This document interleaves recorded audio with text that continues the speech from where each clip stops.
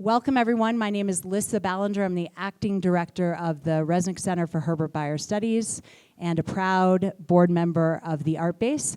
And I'm here tonight with Kris Cox and Dick Carter to speak about their exhibition with two different titles. The exhibition title of Dick's show is Anomalies, Unconformities, and Variations, and Kris's show is Untitled. This exhibition is generously sponsored by Type 5 Builders. We're so grateful for their sponsorship. And this exhibition is running from August 26th until September 23rd.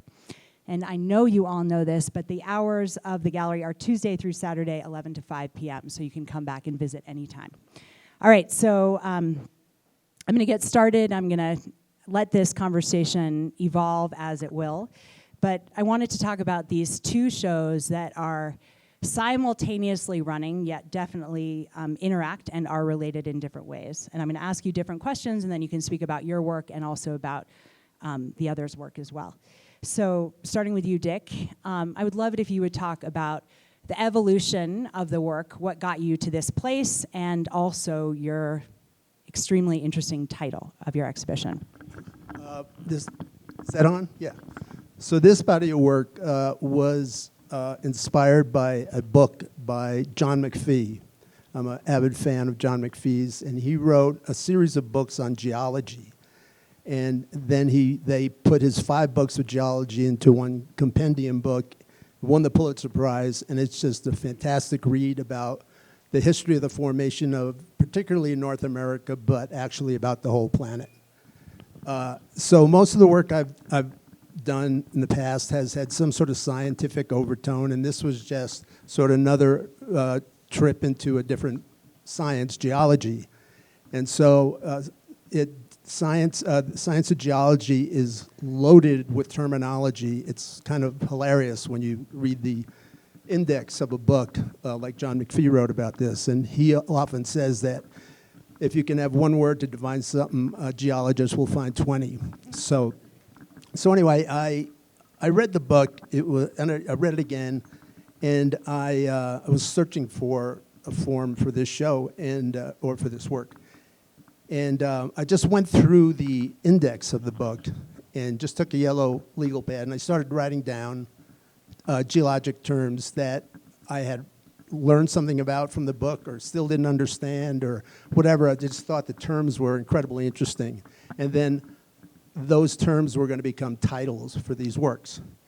So sometimes I started with a title in mind and then painted the picture, or sometimes I just painted the piece and then applied an appropriate title.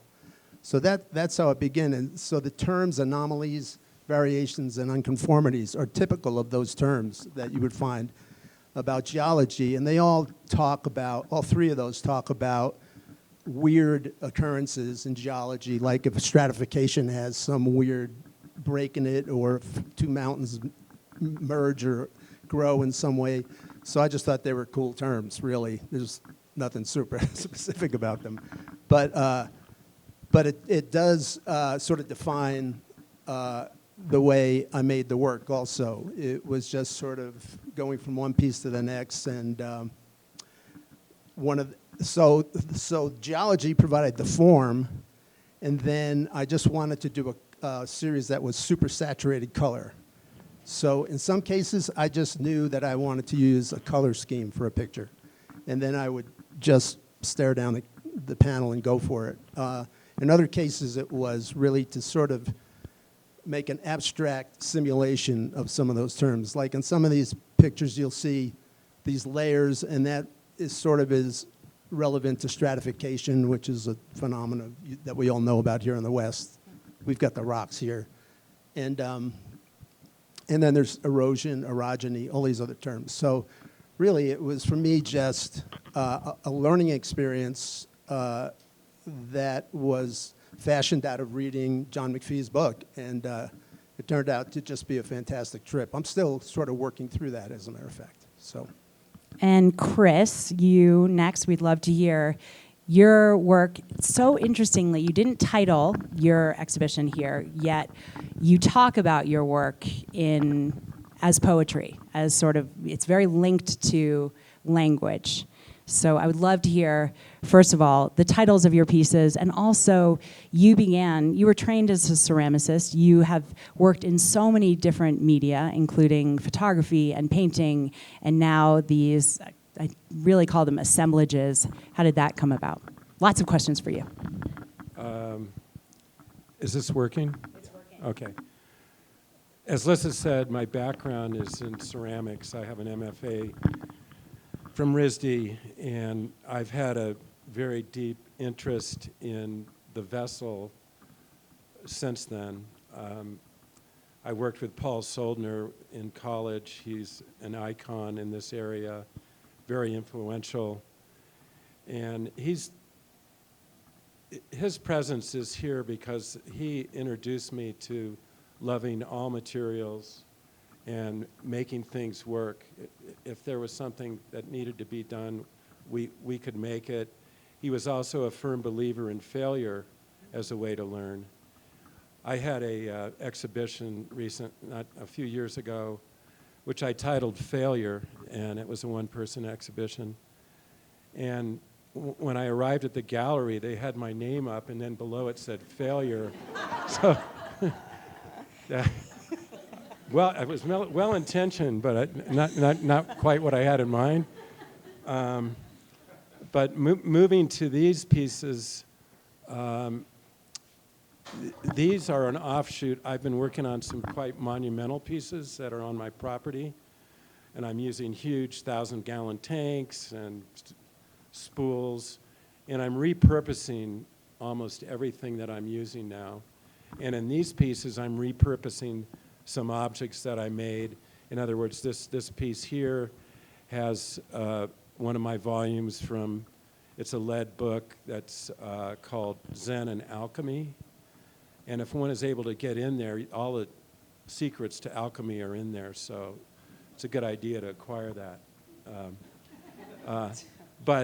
And Lissa mentioned poetry, and I'm an avid reader. I think haiku poetry, haiku poetry is my go-to, but I love Mary Oliver's work. I love Billy Collins' work. And poets have words that they draw from, endless amount. I'm not really interested in poets that make up words, but that's the way I look at these pieces. I have these objects and I acquire objects not really having an intent of what they're going to become when I acquire them, other than I'm putting them in my dictionary of language. And so I'm able to work freely and organize these things. And when they achieve something that I find compelling visually, but also tweaks my intellect, then, I mean, the whole thing about, and Dick and any artist knows, is when is a piece finished? That's the ultimate question and answer. And I could rearrange any one of these pieces in here, and with the possibility that it could be, quote, successful. And I'm going to determine whether it's successful or not Lissa or Dick. I also look at these, I was going to call this exhibition couplings, because there's a relationship, these two, I mean, some people might call those phallic objects. I call them pipes and fittings. but there's a relationship to them. And then as soon as I interject the book, then that brings a whole nother level. So I'm not so much interested in creating a form out of raw clay. I'm not interested in welding things together. I'm interested in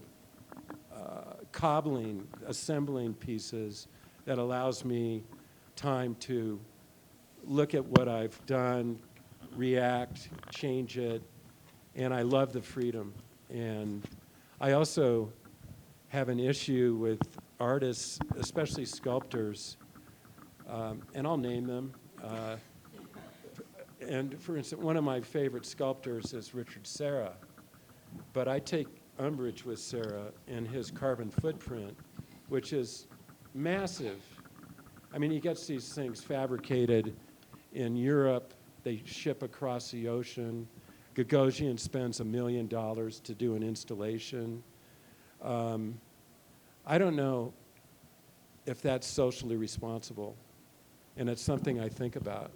And so and of course we all have a carbon footprint, but I think being conscious of it and trying to limit it is a good idea.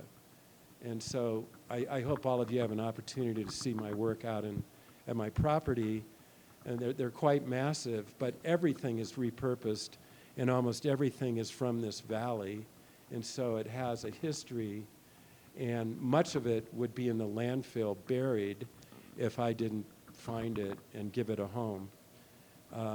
So, for instance, when I look at these couplings or fittings, to me that's pure beauty. I didn't have to make it. I just have to identify it and incorporate it. And they have, distress has been a big part of my work and my life. But, and so let's bring them together. But I can't age anything that intentionally that could be more beautiful than that. So I really love finding these things and harvesting them and giving them a new life. And so I think one could say that about all of this work. And this piece behind me, I collect African art, and there's a ladder there. They make the most elegant ladders, which had to have influenced Brancusi. And I had this ladder. It wasn't a particularly good one. The patina wasn't great. I had it for a number of years. And I'm looking at it and I'm thinking, okay, I'm going to use that in a sculpture. Pigmented wood putty is a big part of my vocabulary. It's in my paintings. It's now in my sculpture. So I covered it with wood putty, and then I have this source for these power hoses. And I thought, I think I'll make something that might appear sexual. And I think I was successful. Yeah, you were. So that's my process, and I hope that's not too long-winded. No, that was great. I think it's really interesting because I don't want to delve into art speak because I know that these two exhibitions are totally independent, but it's impossible not hearing some through lines from these two artists about their mutual interest in reading and in their inspiration from reading, and also some of the themes of their work. Both of you have incorporated, for instance, stratification, stacking of things. Both of these elements are going through your work, and some entropy and decay as well. Which I just think is sort of interesting. When you put two artists together, they inevitably have a dialogue with each other that I think is an interesting phenomenon. Both of you are extremely accomplished artists, and we're so grateful, the art base is so grateful to be showing both of you at the same time. I was wondering, in creating the work for this exhibition, showing in your hometown, showing in Basalt, Colorado, did it impact the work at all that you were showing? Scale, obviously, for both of you was impacted, but were there any other things that you were thinking about when you were creating the work for this show, particularly at the art base in Basalt? And also, can you both speak to your relationship with the art base? Well, my relationship, I've been with the art base. I'm not on the board anymore, but when I first came back to Basalt from extended time in California, like around 2007, the art base had a space over near the river, and I just felt it was, wow, really bad. And so I think Bill Kane's in the room. Bill Kane, I said to Bill Kane, can the city find something for this organization? And he said, well, you know, the old library is going to be vacant. And like we marched right over there, we checked it out, and you know, about 6 months of dealing with the city council, that became their new home, and that was a pretty good home for a while. And then they actually had this space. I rented this as a pop-up in 2013, and when I was done, I said to the city, you should give this to the art base because this is a great, you know, space downtown. Who came to this when it was the pop-up gallery? A lot of you guys, right? Yeah. It all began with Dick Carter. Yeah, so, but it became a problem, I think. They had it for a couple of years, but then it was managing two spaces became an issue, and so they let it go, which I didn't vote for that. But what a great space it is now. So I've had a long relationship with the art base, and when this became available, I immediately approached Sky and possibly Alyssa and said, I'd really like to do a show in there. And so all this work is kind of scaled for this room. And for every painting in there, there's a couple back in the studio that didn't fit. They don't fit for a variety of reasons. But I really wanted to, I just love the organization. It does a lot of good things for Basalt. It does a lot of good things for education for youth. And I sponsor a mentorship program here that takes 4 high school juniors, and they work with an artist over a period of, I think, 4 months, a couple of weekends, something like that. But it's a pretty regular thing, and they get to work with an artist in their studio, and they see how that works. And then when they're done, they get a small exhibition, all 4 of them. It's usually 4. And, that's a good thing for when they're applying to college. If they want to go to art school, it's like a fairly good thing on their applications and stuff. So, I just think the organization's been doing, and it's now, it's just fascinating. I don't know if anybody's been upstairs to look at the classrooms, but it's really incredible what's happened here. And I would like to thank John Black for discovering that this building was for sale as he drove down the street one day. And this happened as opposed to the plan to build a building in the park, which still wouldn't have happened, and it would have been a much more expensive deal. So this turned out to be just a great home for the art base. So I was glad. I wanted to do a show here. I don't know that I'll do another show in Basalt. We're having a harder time finding exhibition spaces for regional artists all over the place. So so I'm very happy to be in this room with all of you and showing this work. I started a relationship with Art Base when Jocelyn Murray was the director, and I had one-person exhibition, and I think it was 2018 of a photographic Botanica series that I did. I created these pieces. I was working very large, and then we were talking about this exhibition, and Dick invited me to show with him, which was an honor. And so with that in mind, I was very eager and happy to make some pieces of this size that the space would accommodate. I was also thrilled and didn't know how well it would work because Dick's work is so vibrant, his color sense is exquisite. My work is almost void of color, but I think my work absorbs it and definitely it's enhanced by the aura that his work creates. And so I think we're both very happy with how this works together. Okay, now I'm going to take a quote of yours, Chris. Ready? Uh-oh. So you said, if I am not relentlessly experimenting in my work, with my focus, with my concepts, unafraid to fail, then I should find another line of work. Well, that's true, and I was told you about my failure show. Yeah.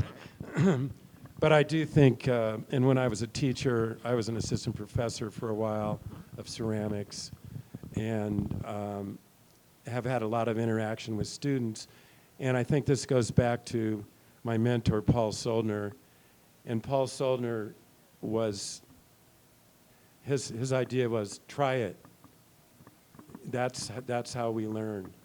And I took that to heart, and I think it's true in art making and in just about anything that one focuses on in their life, is we do learn from our failures if we're mindful, which is critical. And I feel like that applies to Dick as well, experimenting with his work. Oh, yeah. there's a lot of paintings over there that, yeah. Well, I mean, yeah, you learn more from the failures, I think, than you do by getting comfortable with a system and then just working through that system. So I think those are extremely valuable lessons when you make a wrong turn and then discover something. And but it's also, you know, when you work a lot, which Chris and I both are workaholics, when you spend that amount of time in the studio, 7 days a week, 8 or 9 hours a day, you're like, you're bound to, you know, go all over the place. And so I've always felt that, yes, I wanted to do a show. For example, on this show, I wanted to do this show and have it be coherent. But, you know, I've always will stop and do a drawing that is completely off base, hoping that the next thing that comes along, I start building images for that. So, you know, and I consider myself in the constructivist tradition. I mean, I work for Herbert Bayer, and I consider myself a son of the Bauhaus, but that doesn't mean I couldn't do, you know, I spent 3 years painting the night sky. I spent years painting icebergs, birds, I mean, all kinds of things. So painting and drawing primarily. So, you know, I think you need the freedom to do those things and be okay about it. There's a lot of pressure on artists to do one thing. All dealers want your work to look like the last thing you did.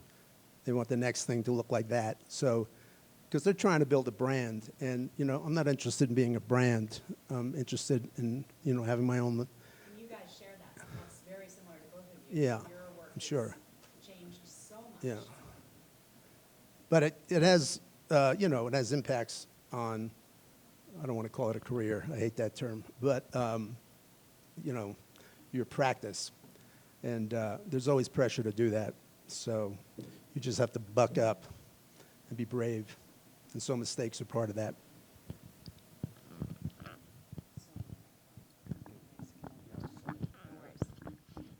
This is a hard question. What is integral to your work as an artist?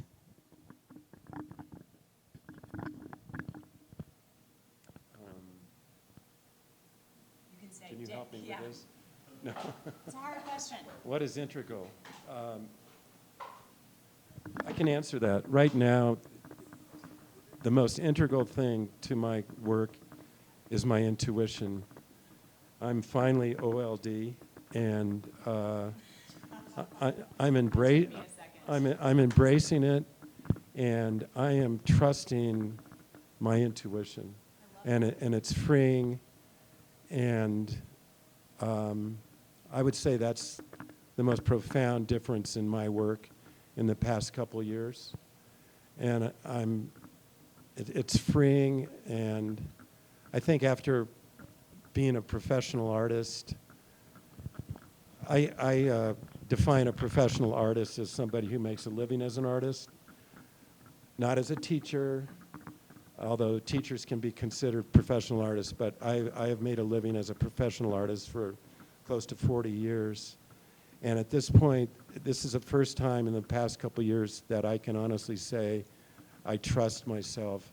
I've absorbed an incredible amount: architecture, art, reading, and it's up there in my hard drive, and I try to tap into that. And it's working for me. Yeah. I don't know. For me, I don't have any trouble imagining things. My brain is overflowing, and you know, very practical things come into play for me. Like, I have to have a comfortable studio. I have to feel good. I am completely crazy about everything being in order and knowing where everything is. My studio is meticulous, which is embarrassing, but it works for me. So, you know, I need these kind of structural things, and then I feel like I can at least get in there and, you know, make progress, make mistakes, whatever. It gives me that kind of comfort zone. Having said that, you know, I can sit in there sometimes for weeks at a time. Normally when I make a transition from this show to what I'm going to do next, it's rough. I don't really have that picture in my head of what that's going to look like completely. So you're doing a lot of experimentation, and you just need a really comfortable place to be able to do that. So I like to surround myself with good music, cold drinks. And yeah, that's or friends or I don't mind people stopping in. I really don't. I work so much that if somebody walks through the door, if I'm not in the middle of something delicate, that's fine. But I don't. I'm happy to see friends and people who come in. So, yeah, because I'm in there mainly by myself for long, long hours every week. So, but if they didn't show up, that'd be fine too. I mean, it's getting the business done. So, yeah, I feel like, and I always feel like it's going to come, it's going to happen, and sometimes it's just waiting, and sometimes it's just making a lot of mistakes, and then I've always had the experience that, boom, there it is, and then you've got a direction and a place to go, and then it's further experimentation. So, yeah, I just feel like I need a place. That's so important to me. Yeah. for both of you, and then I'm going to open up. It's tangled around your toes, Chris. I'm going to open it up to questions to the audience. So start thinking now. You're on a timer.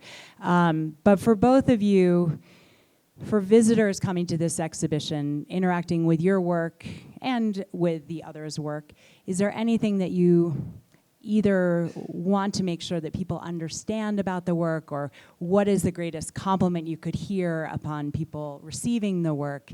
What makes you feel fulfilled in this exhibition of visitors? What do you want them to know? What would you be hopeful that they would feel? I don't know that I'm all that interested in everybody being fulfilled.